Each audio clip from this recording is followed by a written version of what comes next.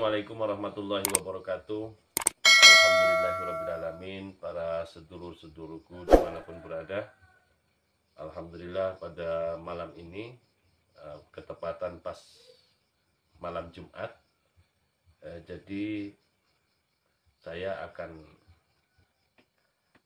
mengupas kembali ketingkatan parti 2 dari hijab yang ke-1, sekarang naik ke hijab yang ke nomor 2, yaitu saya akan menerangkan atau cara tambih di dalam tirakatnya hijbul istibahar ya, istibahar yang sangat panjang sekali ya durasinya. Itu kalau kita baca dari pertama ya, dari pertama kita tawasul itu sangat panjang sekali, mungkin mencapai sekitar 70 menitan lah itu. Jadi hampir 1 jam ya itu. Karena amalan daripada hijab ini sangat panjang gitu ya. Kalau nggak salah itu sekitar 3 lembar, berarti itu 6 bed ya, 6 jadinya 6 gitu ya. Jadi hampir 1 juz ya gitu ya. Jadi para sahabat-sahabat semua yang sudah mengamalkan daripada hijab bahar ini saya dapat dari guru-guru saya yang mudah-mudahan guru saya yang sudah meninggalkan kita diterima amal ibadahnya oleh Allah Subhanahu wa taala dan diberikan suatu makom yang mulia di sisinya. Amin ya rabbal alamin. Jadi saya akan membagikan atau menerangkan sedikit daripada tata cara mengamalkan daripada hijab bahar. Jadi pada waktu saat kita sebelum melakukan tirakat hijab bahar, kita harus menata ruang hati kita supaya nanti di dalam perjalanan pada waktu saat kita riyadhah nanti tidak ada suatu gangguan apapun di dalam diri kita. Karena dalam melakukan riyadhah puasa 41 hari itu, kalau dianjurkan oleh guru saya itu puasa 7 hari mutih ya. Jadi mutih itu cuma makan nasi putih sama air putih, selain itu tidak boleh. Kalau semuanya kita tidak mampu puasa 41 hari yang mutihnya, maka kita diperbolehkan puasa biasa. Puasa biasa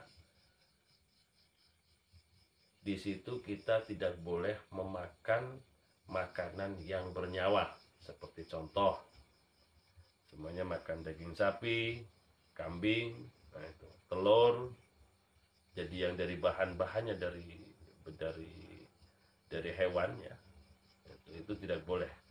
Jadi pada waktu saat kita puasa memang boleh memakan kangkung, makan kubis, makan sayuran lainnya boleh, yang berbentuk daun-daunan, yang penting berbentuk daun-daunan itu boleh. Jadi kalau seandainya kita memakan daun-daunan yang dikasih micin itu kan kebanyakan itu dibikin dari daging-daging ya, itu berarti daging itu ada nyawanya, makanya itu tidak boleh. Jadi kalau kita mengikuti saran yang pas itu ya kita harus bisa menjaga supaya kita tidak memakan makanan yang bernyawa. Kalau seumpamanya toh itu makan, ya aku rasa sih tidak apa-apa ya gitu. Cuma jangan diulangi lagi cara makannya. Jadi masalah sahih dan tidaknya itu tergantung Allah Subhanahu wa taala yang akan menilainya, ya gitu. Jadi selama puasa 41 hari itu tidak boleh serabungan dengan kawan-kawan kita, tidak boleh ya gitu ya. Jadi kita harus menyendiri ya, menyendiri di tempat yang sepi. Jadi kita tidak boleh banyak bicara, juga tidak boleh, karena kita lagi mendekatkan diri kepada Allah Subhanahu wa taala. Gitu. Jadi kita harus benar-benar nyepi ya, nyepi di lokasi yang sepi. Jadi di situ kita selama puasa 41 hari kita harus mendawamkan wudhunya, mendawamkan wudhu. Jadi kalau kita pas batal kentut semuanya gitu, kita harus nggak boleh lama-lama, kita beranjak wudhu lagi gitu. Dan itu namanya mendawamkan wudhu terus di dalam waktu kita riyadhah.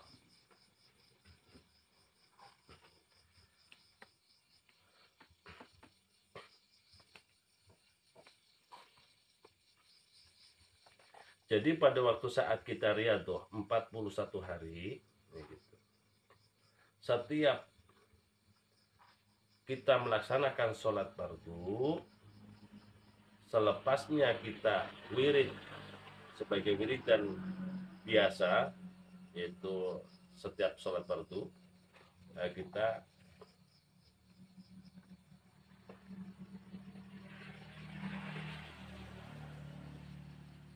kita baca itu sebanyak 3 kali atau 7 kali, salah satu atau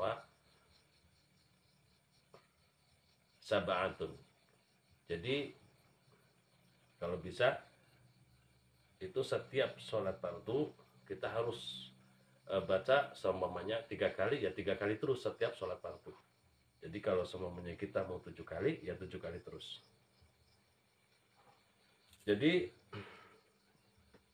sampai selesai puasa 41 hari. Kalau seumpamanya puasa 3 hari seumpamanya, itu tergantung mujiznya, tergantung gurunya yang mengijazahkan kepada kita tuh mau 3 hari atau 7 hari, itu tergantung ijazahannya dari guru. Jadi sebelum kita melakukan riyadhah 41 hari itu, kita harus mandi tobat dulu, mohon ampun dulu sama Allah, karena kita memanjatkan doa kepada Allah Subhanahu wa taala. Jadi kita mandi tobat selama 41 malam, 41 hari kita harus mandi tobat setiap jam 12 pada waktu saat kita mau melaksanakan sholat hajat dan wirid. Jadi setiap kita selepas sholat hajat 2 rakaat seperti biasa, kita di situ ada tata caranya bagi yang sudah ijazah ya gitu ya. Karena saya tidak bisa untuk membacanya ya, karena ini di sini sebenarnya rahasia gitu.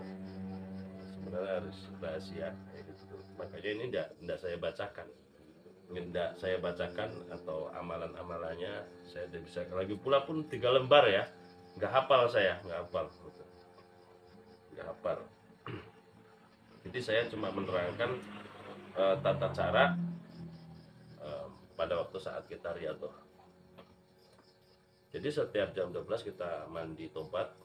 Setelah mandi tobat kita sholat hajat 2 rakaat. Lepas itu kita tawasul dulu kepada guru-guru kita, pada seluruhnya lah intinya, yang memberikan suatu wejangan kepada kita. Lepas itu kita baca Hizbul Bahri itu sebanyak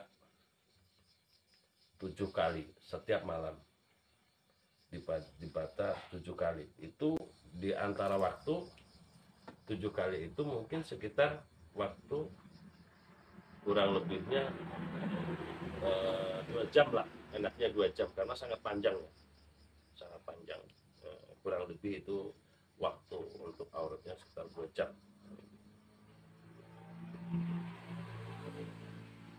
Jadi masalah khasiatnya di situ itu sebenarnya di situ indal hajat ya. Indal hajat itu ya semuanya apa yang jadi tujuan kita ya minta aja sama Allah. Kayak gitu. Karena di situ banyak sekali khasiat-khasiatnya di situ banyak. Jadi yang paling penting adalah kita sebagai umat Islam ya, sebagai orang muslim. Jadi kita meminta sesuatu yang diridhoi oleh Allah. Jadi pada waktu saat kita mengamalkan ini, niat di dalam hati kita itu untuk melatih hawa nafsu kita supaya kita bisa benar-benar istiqomah dan benar-benar menata hati menghadap Allah Subhanahu wa taala. Karena kita memanjatkan doa kepada Allah selama 41 hari. Dan insya Allah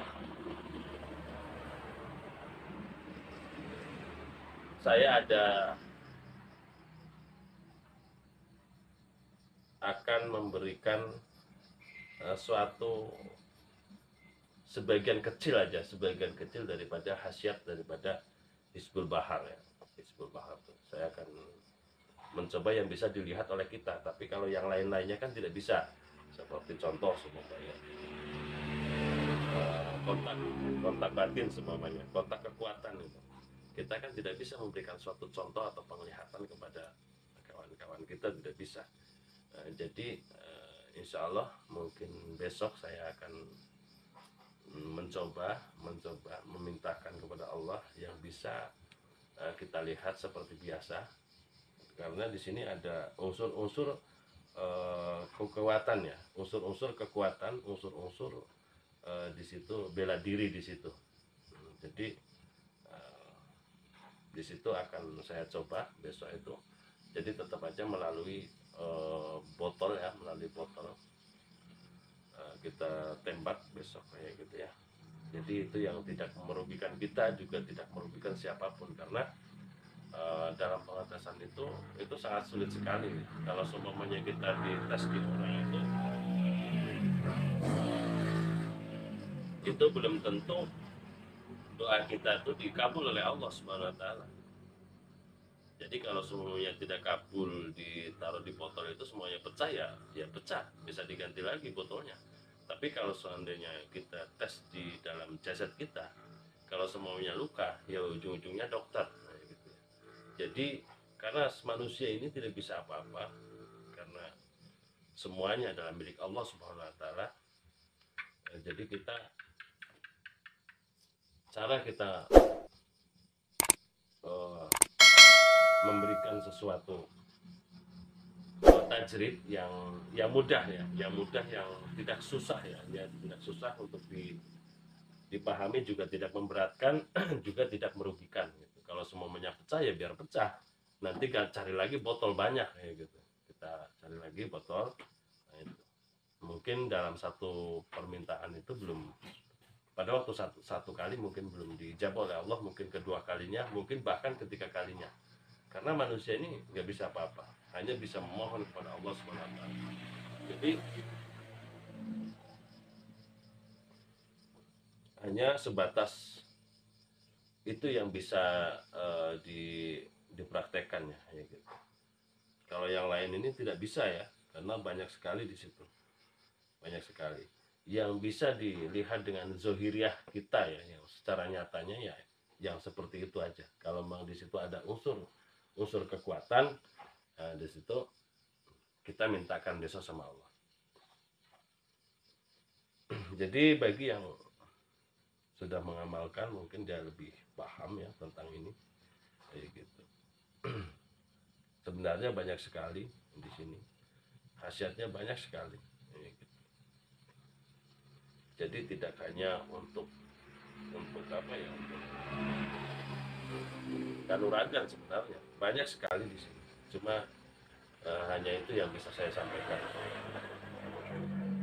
Karena guru saya dulu menyampaikan juga seperti itu, nggak berani yang banyak-banyak, nanti ini kan hanya sekedar wawasan ya,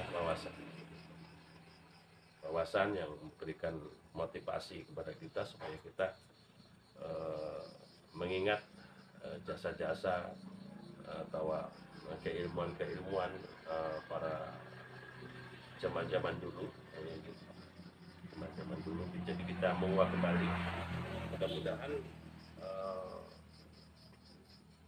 kita bisa terhibur juga ya, terhibur atau menjadikan suatu pengalaman ya, suatu tambahan ilmu, walaupun itu hanya wawasan ya, gitu. Karena saya tidak berani untuk membacakan amalan tersebut gitu. Karena sangat banyak sekali, karena 3 lembar ini aduh capek ya. Capek, tapi insya Allah kalau memang kita di dalam diri kita niat yang tulus, insya Allah hajat kita akan dikabulkan oleh Allah Subhanahu Wa Taala. Jadi kita sambung besok dengan kita ingin membuktikan dengan amalan daripada hijab bahar ini sebagian saja. Mudah-mudahan besok Allah Subhanahu Wa Taala mengabulkan segala hajat kita.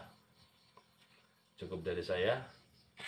Assalamualaikum warahmatullahi wabarakatuh.